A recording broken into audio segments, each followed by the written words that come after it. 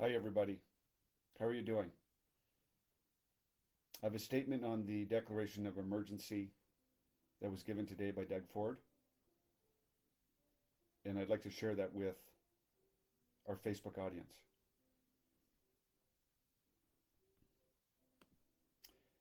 Doug Ford sounded a lot like Justin Trudeau today, out of touch, tyrannical, and deaf to all voices but his own. The Freedom Convoy has been the most successful protest movement in recent Canadian history. It has united the support of millions of freedom loving Canadians and inspired similar movements internationally. The Freedom Convoy demands an end to mandates, and we support them. We condemn Doug Ford's declaration of a state of emergency in response and demand that it be lifted immediately. Protests are a necessary form of expression in any democratic society, particularly for those whose opinions do not command a huge voice in the public square or in political circles. All governments have a responsibility to listen to the concerns of protesters and must be willing to accept some degree of disruption that comes with protest. We support the peaceful civil disobedience of the Freedom Convoy. The Ottawa protest has been entirely peaceful, with protesters even contributing to the city's upkeep by collecting garbage and removing snow from sidewalks. Unfortunately, politicians at every level, and Doug Ford now joins them, have taken the position of dismissing the protesters as a fringe minority, refusing to meet with them, and rejecting any argument that questions their gospel of mass coercion to vaccinate. Government officials should show respect for the democratic traditions of Canada's rigid position, engaging in dialogue with the truckers and making an effort to arrive at a compromise. Doug Ford has instead chosen to use the of the law. Ford's similarities in tone to Trudeau make sense because Doug Ford is now using his office to cover for Justin Trudeau. People have covered for Trudeau his entire life, and now Doug Ford becomes the latest to do so.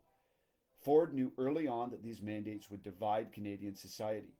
Last summer, he vowed that vaccine passports would never be introduced in Ontario because they would create a split society.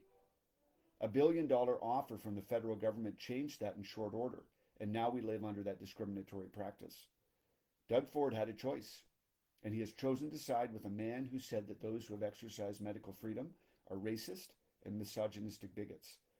Trudeau is in a tight spot with the Freedom Convoy, and Doug Ford is bailing him out. Doug Ford ran in the slogan, "For the people," but it would appear he's now only for people named Trudeau.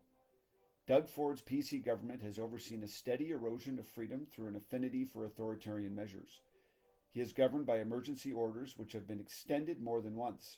Ontario Party MPP Rick Nichols voted against the latest extension in November 2021. Ford speaks of easing restrictions at some point in the future, but only in vague terms. We question whether he is even remotely interested in restoring Ontario's freedoms, and fear that Ford's ambition is a new normal where he and his party hold supreme power over the quality and liberty of your life. Under an Ontario Party provincial government, mandates will be outlawed. They never should have been allowed in this province or in this country. We will also ensure that the thousands of Ontarians who have suffered loss of wages, employment, or of educational opportunities because of COVID vaccine mandates will have those things restored to them in full. We will restore all the freedoms that have vanished under draconian Doug Ford's watch, and we will enact measures to ensure that they can never be taken away again by any future government. We call upon Doug Ford to lift the misnamed, pointless state of emergency he imposed today, to engage in meaningful dialogue with the Freedom Convoy immediately, to lift mandates, and to restore the freedoms to which we are entitled. Ford should drop the emergency powers with which he governs. The only true state of emergency in Ontario is the disaster that this government has created during the last 2 years. We must never let him escape responsibility for the damage that he has caused. Thank you so much for listening to my statement today, and stay tuned as we bring you more information on the Ambassador Bridge closure. I want to ask you also to sign the petition that we've started in relation to the state of emergency. If you go to ontarioparty.ca, sign the petition there. It's only been up for a short time. We already have several thousand people who've signed that petition. Thank you so much for watching today, and we'll be bringing you more updates as this situation progresses to freedom, to life, to liberty, and to Ontario, and to all my friends across Canada, God bless you and enjoy the weekend.